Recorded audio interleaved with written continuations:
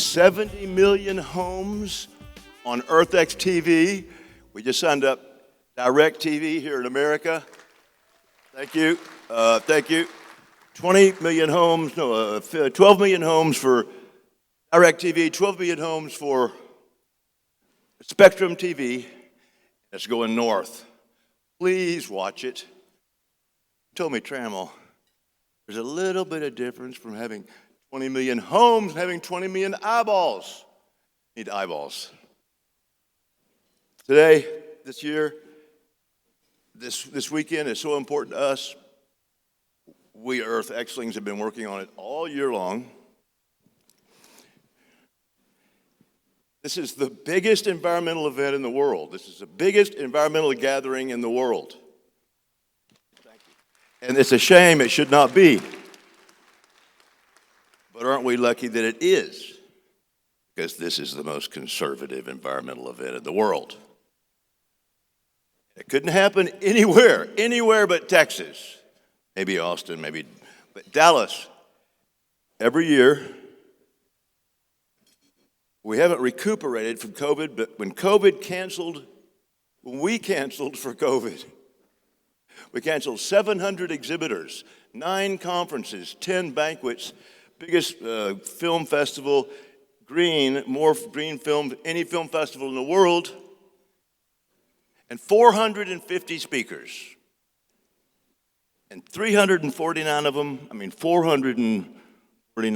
were free. We didn't pay them a nickel. We're not paying Mr. Epstein a nickel. I shouldn't have said that. This guy makes a living. Mr. Perry, we have not paid a nickel. Mr. Neilsen-Gammon, they're here because they believe in the cause. That's my point. Sorry for sermonizing, been doing it all day long. We will have 110 mayors from Mexico over in the Hall of State building over this weekend. What do you say to 110 Mexican mayors? You know, stick around. Thanks for coming. One more brag. This time, with the stages we have in the halls and the stages in the conference rooms, 17 conferences, built environment, climate, energy, youth, justice, on and on and on. So please take advantage of what's offered. Climate warmists, lukewarmists, skeptics, wherever you are. We want to go ahead and get started. And the reason why, frankly, is because our 2 scientists have said, look, there's too much to talk about to have small talk and dinner right now. We've got to get going. So please, pay attention, eat, but let's give as much time as we can, not to a climate debate, but to how bring them together in Texas. Thank you. So, Secretary Perry, would you please get me off this stage? Thank you. All right. Trammell, thank you very much, and thanks for all of you being here today and for your participation. John, the climatologist from Texas A&M, come on up. Whoop. We got our. So, Alex, I hate to tell you right off the bat, it's 2 against 1 up here, and because we're both Aggies. So I just want to give you that as we're starting out here. And Alex will probably say, well, it would take 2 of your brains to equal half of mine. So, but Alex Epstein is one of the most brilliant. Hey, John, have a seat. I'm not going to take too long. One of the most brilliant young men that I've run across. We were doing an energy conference in 2017 in South Africa. I just happened to show up and I listened to him. He made abundant good sense to me. And he has a book today. Then that book was The Moral Case for Fossil Fuels, and that was 5-6 years ago. And he has a new book today that's kind of taken the world by storm, the best I can tell, called Fossil Future. Do y'all have any available? Okay, there's going to be some books available if you haven't. Highly. Anyway, Alex Epstein. Alex, come on up and let's you give a. seat on this side, and I think we're wired up for sound anyway, so we can walk and talk, and if any of you get overcome with a Baptist upbringing and you want to get up and preach, just, have at it. But Trammell, again, I want to say thank you for you and your family and what your family has done for this state and this country over the course of the years, for being the catalyst for this, bringing people together. I don't make any excuses or apologize to anyone about my beliefs. I'm a dyed-in-the-wool, red-blooded American. Wayne Christian, who's our railroad commissioner, is here today.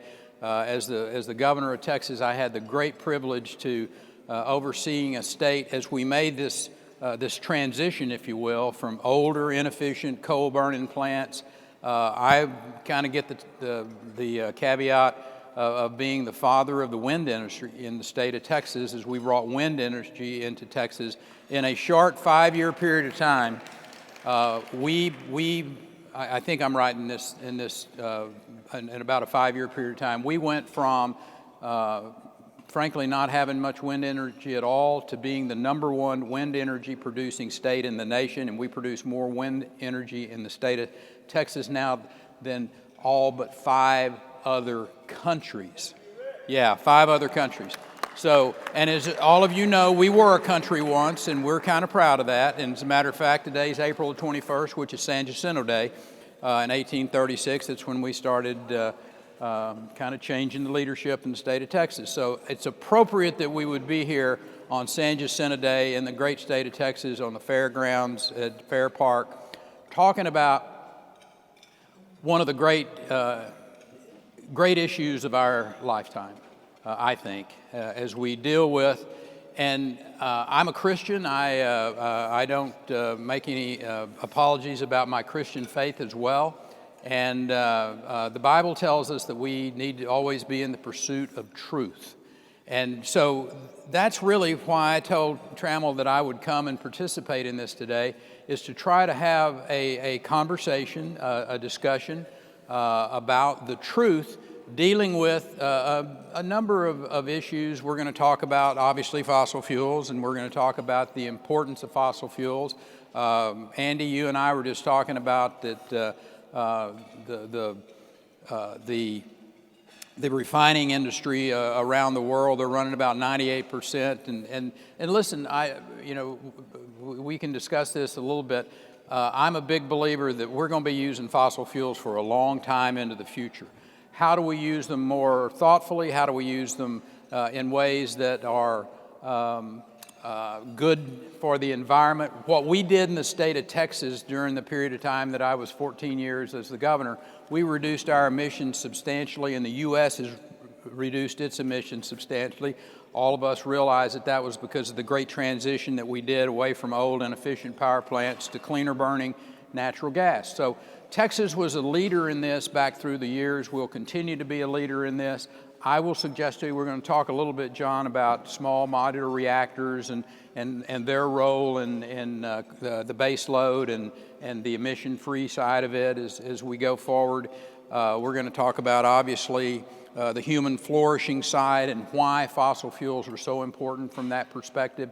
We're going to talk about the climate in general. So with that, I'm going to sit down, and I actually was thinking about, and John, I'm going to ask you, John's the climatologist, as I shared with you, at the beloved Texas A&M, so he is in a unique position to kind of start this off, our discussion here, and he is an expert in climate data.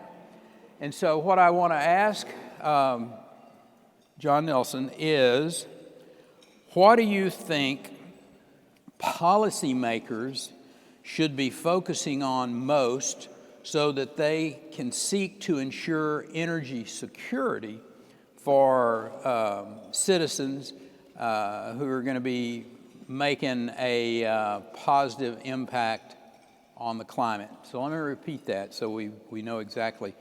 As the climatologist of the state of Texas and an expert in climate data, what do you think policymakers, people like Wayne Christian, who's over at the Railroad Commission, people like Governor Abbott, you know, the Secretary of the Energy in the federal government should be focusing on most as they seek to ensure energy security for citizens and as they make a positive impact on the climate?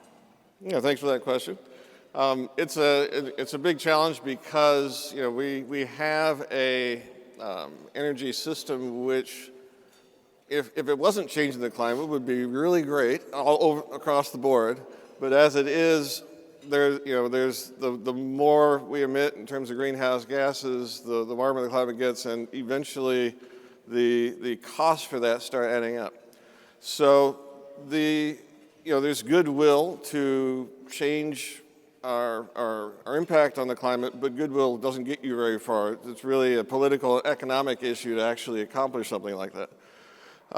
So when people ask me what the risk is for the state of Texas and with climate change, one of the biggest risks is the policy of climate change, because so much of our economy in the state of Texas is based on fossil fuels and the wonderful resources we have.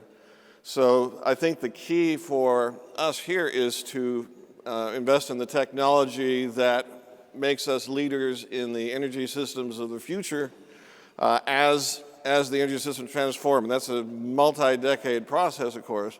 But we've demonstrated a great capability to be energy leaders.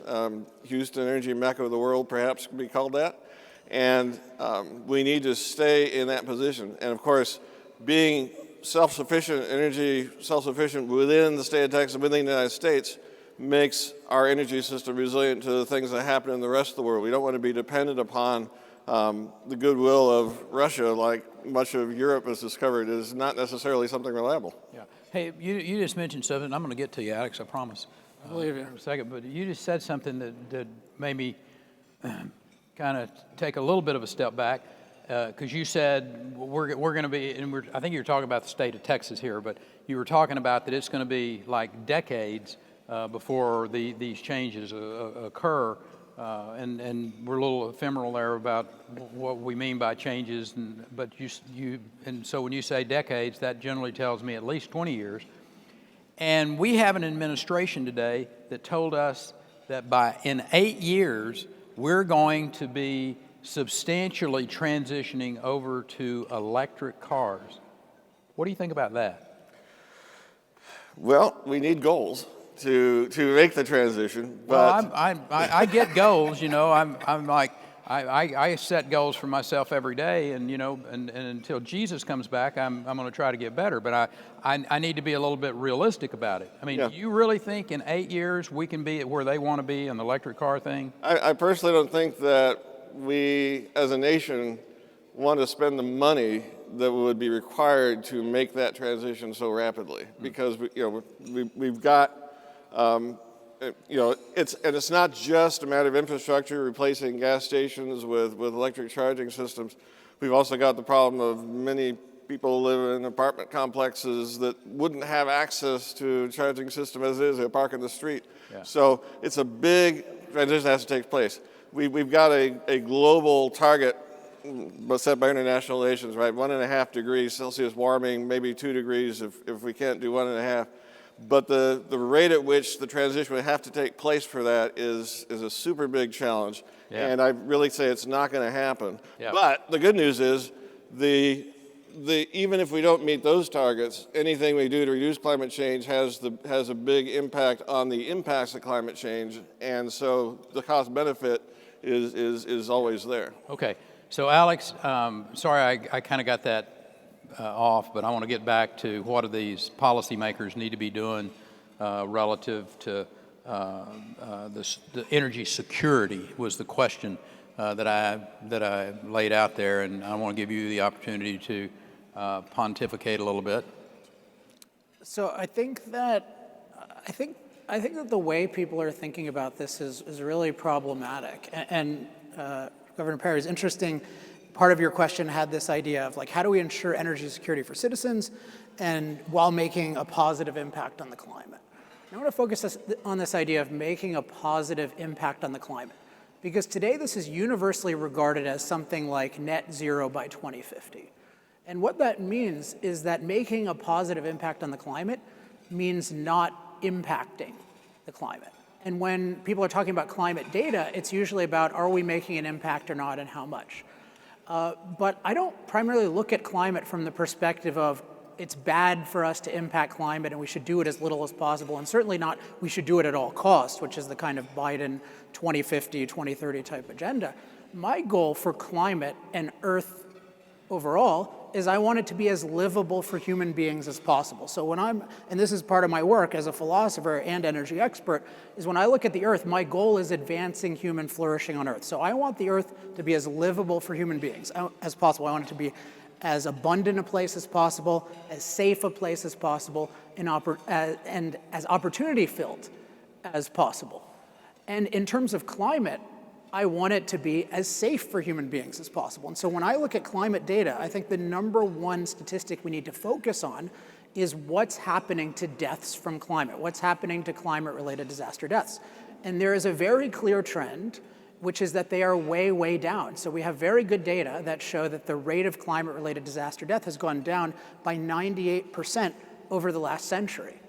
And if you think about why this is, it has enormously to do with the benefits we get from fossil fuels. Things like irrigation and crop transport that have driven drought-related deaths down by 99%. Things like building sturdy buildings. Things like heating and air conditioning. All of these things have made the climate unbelievably livable, and more broadly, the Earth unbelievably livable. And it's related to the cost-effective energy we get from fossil fuels. So I think from that perspective, we should very seriously consider at least the possibility, and I think it bears out to be the case, that we should be increasing fossil fuel use so that we have a more livable world and a more livable climate.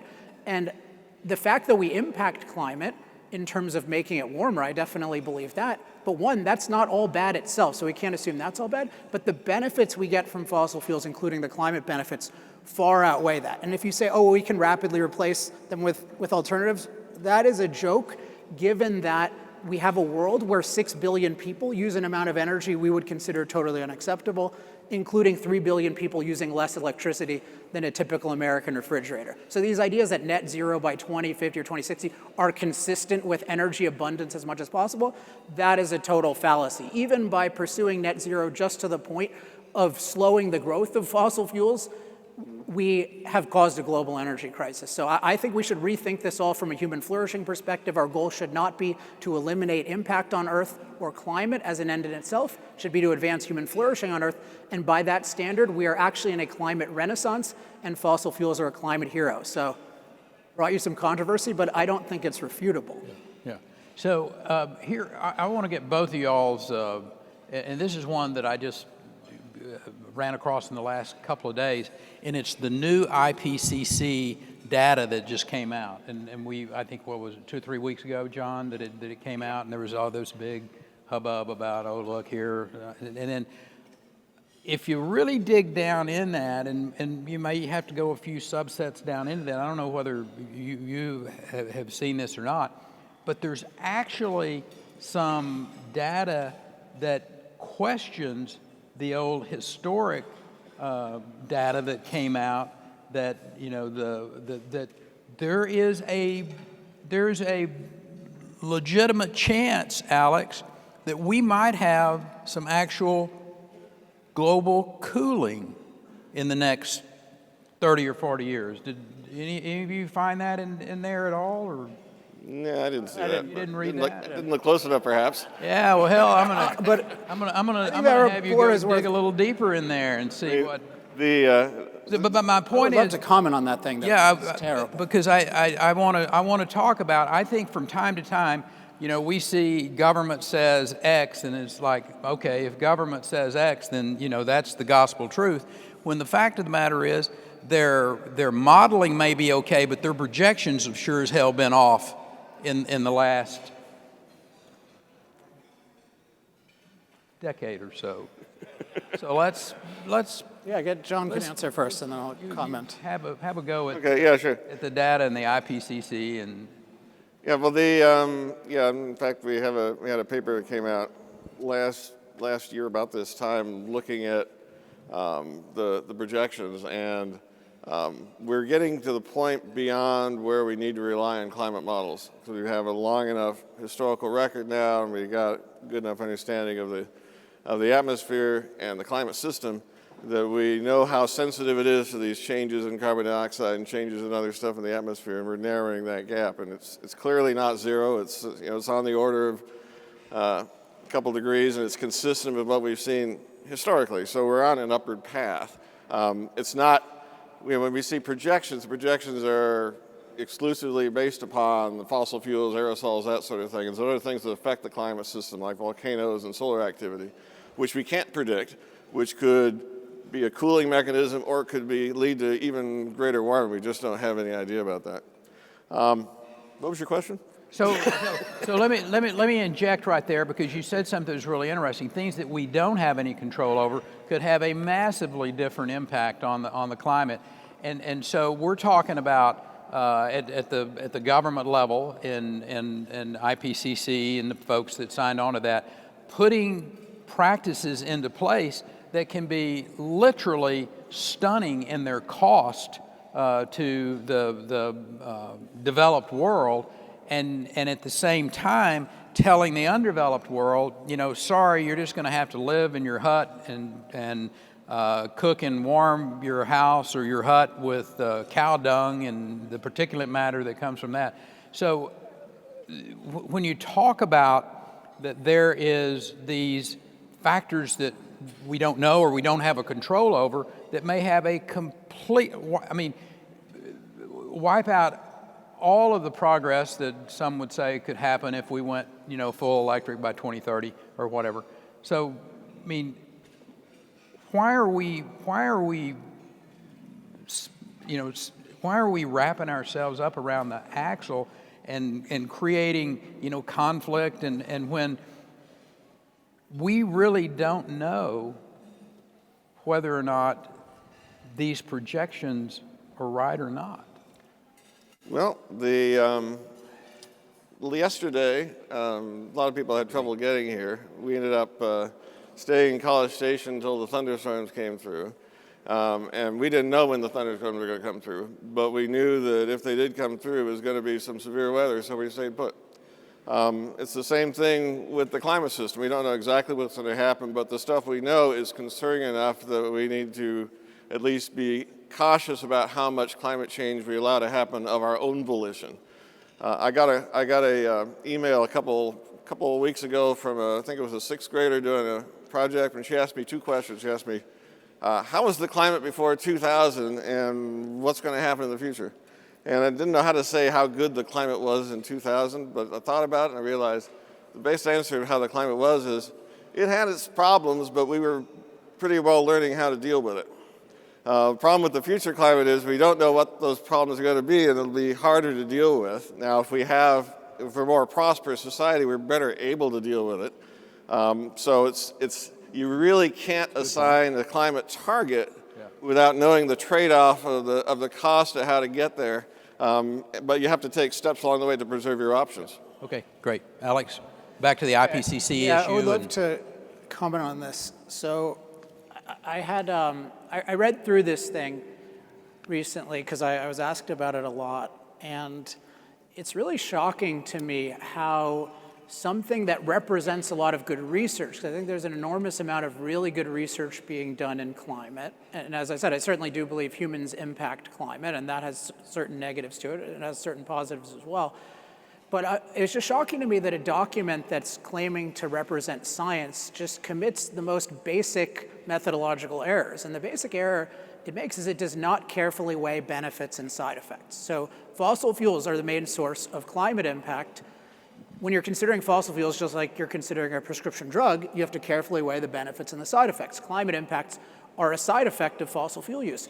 And yet this entire paper did not mention at all any benefits of fossil fuels whatsoever. and it's supposed to be a synthesis. So this is supposed to be giving us a big picture perspective. This would be bad enough if fossil fuels were a prescription drug and you were only mentioning the negative side effects. But fossil fuels, because they allow us to protect ourselves from climate, they actually cure their own side effects. This is why we've had 1 degree C of warming, about 2 degrees Fahrenheit, and we've had a drastic decline in climate dangers. I think the whole community of people interested in our environment need to take seriously that energy allows us to master our environment to be far better, including far safer from climate.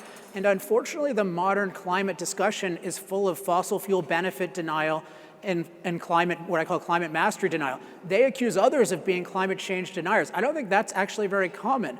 I think most of us who support fossil fuels are climate change believers, so to speak, or climate impact believers, but we recognize the full power of fossil fuels benefits and climate mastery. And I think the IPCC is really shameful in how it omits those, and unfortunately it omits them in its thousands of pages of reports. If you go through those, they don't make one mention of the fact that climate-related disaster deaths are at all-time lows and that fossil fuels have a key role. This is exactly like a polio report that didn't mention that polio deaths are hugely down and that vaccination and sanitation played a huge role. So I think the whole thing needs to be rethought. As I said at the beginning, it's controversial to say, but we need dramatically better thinking on this issue. Very good. Yeah, John? I mean, I take your point. I don't think the problem is the IPCC per se, because it's called the Intergovernmental Panel on Climate Change rather than the Intergovernmental Panel on Fossil Fuels. On the other hand, I do take your point that the panel and the scientists and report writers are looking at one aspect of the problem, and global energy and its consequences is much bigger than just climate change. And what we do about climate change can't be taken in isolation from all the other good and bad aspects of various fossil fuel and other energy sources. I really appreciate that. The thing I would say is I wish they thought about it as well as you are, although you and I have some differences for sure, because they make policy prescriptions, right? So the end of this, you can see if you read through the report, it's just a very telegraphed thing at we need huge amounts of power and huge amounts of money for all of our favorite people to stop the end of the world. That's the narrative of it, or the world is going to be unlivable. But it all manifests in dramatic, and I would say draconian, even totalitarian policy changes. So whenever you're considering policy and you're invoking science, you always need to consider the full context of relevant factors. So if they were purely reporting on the state of climate science, like they are supposedly trying to do in Working Group 1 or something, that's one thing. But once they're doing a synthesis with policy recommendations, I think all of my criticisms stand. Great. But they don't make policy recommendations. They do it in press releases, the leaders of the IPCC, but the scientists writing the reports are giving the policy options. Yep. Let me change direction here just a second, and thank you for both of you jumping in on that last issue. But I want to talk about some of the technologies that are out there today, whether it's hydrogen, whether it's advanced nuclear reactors, CCUS. Just both of you take a couple of minutes max and talk about what do you see as some of the technologies that are out there. Because frankly, innovation, one of the great things about America, and I think what really may make us different than any other country in the world, is that when we've seen challenges, when we've had problems, we innovate. And that's one of the things that I hope government will respect and not disincentivize the innovators in our country to go find some of these new technologies that can be very, very helpful. So have a run at that. Yeah, sure. Yeah, the challenge with the technologies in place, we're getting where wind and solar are competitive in nominal costs, but they're nowhere near. We need massive amounts of energy storage to actually be able to replace that. There are supply chain issues with it and so forth. It doesn't mean they're not solvable. We solved a lot of problems with fossil fuels over the years as well. And so we can get there. But so I think the focus, since we have possibilities of intermittent power generation that are now technologically feasible, we need the capacity for load balancing and so forth. I think nuclear is probably a pretty important component of that. I haven't seen battery technologies moving fast enough to really scale.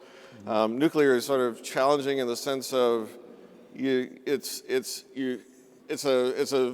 a fast curve in the technology if you actually start making the breakthroughs and getting there, and there are lots of startups in place that could get us there. Okay. As a matter of fact, where's Paul DeBar, Dr. DeBar? Where are you, Paul? I know you're back in here. What time is your panel on small modular reactors? In about an hour? 2 hours. 2 hours. If you get a chance, Paul DeBar, Paul was the secretary, the assistant secretary for science at DOE, and he's going to be doing a panel on small modular reactors. And I happen to agree with John that I think the real future in the energy space, long term, is going to be, once we, 40, 50 years down the road when our fossil fuels start we had peak oil back in 2000, right? We had it in, that's right. in 1890 and 1870. So anyway, yeah, I'd love have at to comment on alternatives, because I think there's a certain perspective that if you're, like, I have an I Love Fossil Fuels pin, and by the way, I hope some of you take one.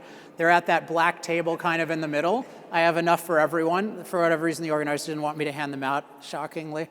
But you guys can have them and take them. But I love fossil fuels, but it's because I love human flourishing, and because I want more of it, and because I love energy abundance. And so for me, the prospect of cost-effective alternatives is enormously exciting and thrilling even. First and foremost, because we have a world that's just totally underpowered. That's my number one energy priority, is just more energy to more people in an energy impoverished world. I think the key to energy abundance is very simple. Unfortunately, it's not a word that people like to hear a lot in this context. It's the F word, which is freedom. What we really need for cost-effective alternatives to emerge is freedom, including the freedom to develop. So we have an incredibly anti-development government today based on the belief that human impact is bad. This is unfortunately core to the modern green movement. So we need to embrace development so that we can develop any technology, and then we need the freedom to compete and the freedom to innovate and all sorts of different things. And I think in nuclear, we need to decriminalize nuclear. That we need radical reform. Something like deep geothermal, the freedom to develop is crucial. And even with solar and wind, the problem with solar and wind are not inherently they should never be used or something, but right now they get incredible preferences, including they have the right to sell unreliable electricity for the same price, and with subsidies a far higher price than reliable electricity. So I'm for grid reform, where we have real markets, the freest thing we can have, where we have technology neutral reliability standards, and generators can use whatever combination of inputs they want, but you have to deliver reliable electricity. I think that is the key. So I want to see all of these things proliferate if they're cost effective. If you're interested in learning more, next to those pins, there's just a form where you can sign up for my mailing list and learn about energy freedom, or you can just send me an email directly at alex@alexepstein.com, subject EarthX. Hey, let me see that book there. You got one in your hand right there. They're all on sale at the back. Okay. These are, and I'm not hawking. Yeah, I am. I'm hawking these because listen, I told you when I started my remarks, I'm interested in the truth. I think this book is full of the truth. And one of the reasons I asked Alex to come be a part of this, one of the reasons I asked John to come to be a part of this, is to talk about the truth. Because oftentimes in the world we live in today, we may hear a little bit of the truth over here, we may hear a little bit of the truth over there, but the fact is we don't think enough on our own.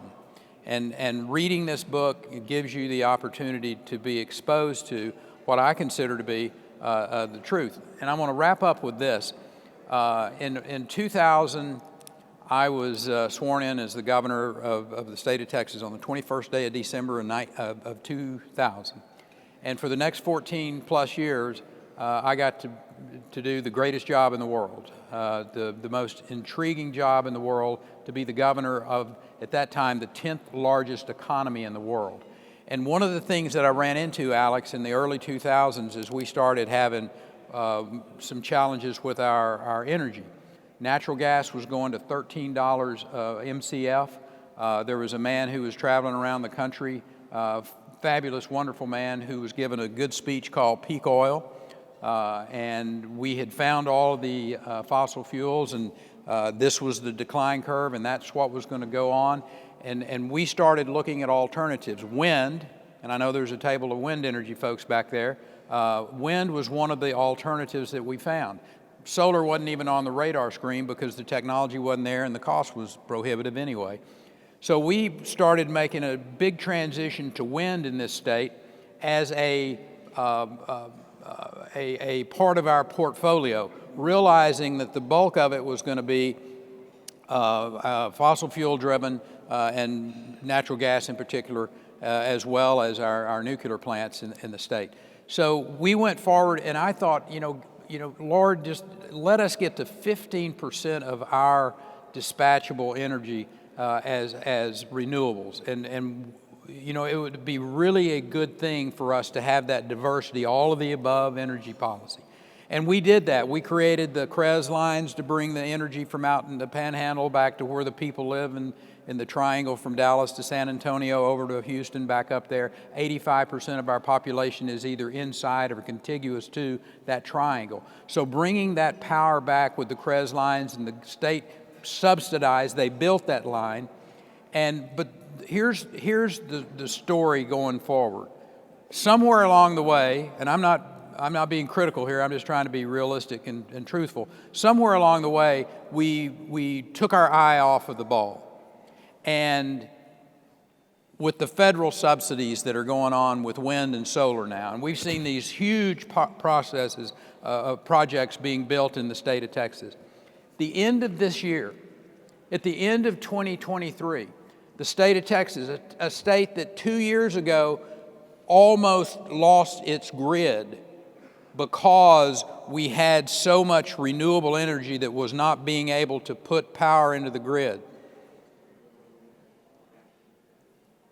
By the end of this year, 46% of the dispatchable energy in Texas is going to be renewable. Now, I will suggest to you that's a problem. There may be folks say, oh, that's the most wonderful thing, you're headed in the right direction. But let me tell you, I wouldn't bet my life on having approaching 50% of your grid as renewable. So we need to be thinking about how do we make sure that our base load is capable to be able to handle whatever the stress and strain that gets on that grid is. And I know we're out of time, but I want John and Alex to just take a minute each and just say, what would you advise the people of the state of Texas to do short-term and long-term relative to making sure that the lights come on when you flip that switch in Dallas, Texas? Well, I think on the short term, basically from a energy mix perspective, it's not possible to use all the resources all the time.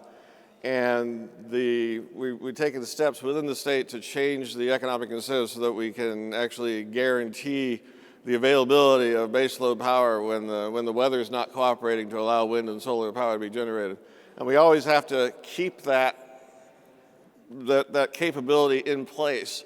To the extent that we have wind and solar generating power, then those plants can go offline, but we have to make it economically viable for those energy operators to keep that capacity in reserve available to use. So at least that's a short-term answer. Let Alex do the long-term.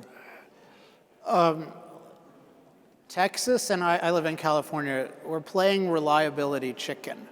So basically we're trying to have as much unreliable generation as we can, and then economize by not only taking subsidies from the rest of the country, but shutting down as many reliable power plants as possible, and then hoping the sun shines enough, the wind blows enough, it doesn't get too hot and doesn't get too cold. This is a dangerous game that's being played around the country.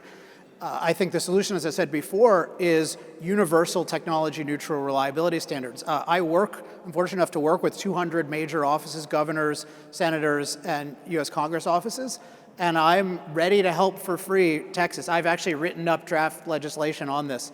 I think it's really important to have a grid where every cost-effective alternative and regular form of energy can be successful. But yeah, the direction is really, really bad. I know you're trying to take some Band-Aid measures, but I think you really want to think about how do we create an actually fair market where you get rewarded for being reliable versus just this random lobbying by all these out-of-state people and all these in-state people. I think right now it's just a tragedy in terms of the Texas grid. So you guys have the opportunity to be the best grid in the country. You should take advantage of it. Yeah, great. Well, listen, let me wrap up by saying again to Trammell and his organization, thank you. Having as many people, having as many eyeballs on Dallas, Texas today as we have is a great tribute. I'm proud of what this state has done over the course of the last 2 decades from the standpoint of becoming absolutely the place where people want to live. We have recruited from across the globe, literally, John, people who they see this state, they still believe there's a place that you can come and risk your capital and have a chance to have a return on your investment. I tell folks on a regular basis, governing is really not that difficult. There's 4 things you got to get right. Don't overtax, don't overregulate, don't overlitigate, and have a skilled workforce, which basically means accountable public schools. Those are the 4 things. And then get out of the way and allow the private sector to do what the private sector does best. And I wish our friends in Washington, D.C. would do a little bit more of that, like we do it here in Texas. But anyway, to Alex, I want to say thank you for being here today. John, thank you. These are 2 great Americans who are making a real difference for all of us. So why don't you thank them for giving their time and their effort today. God bless you and thank you all. Yeah. Every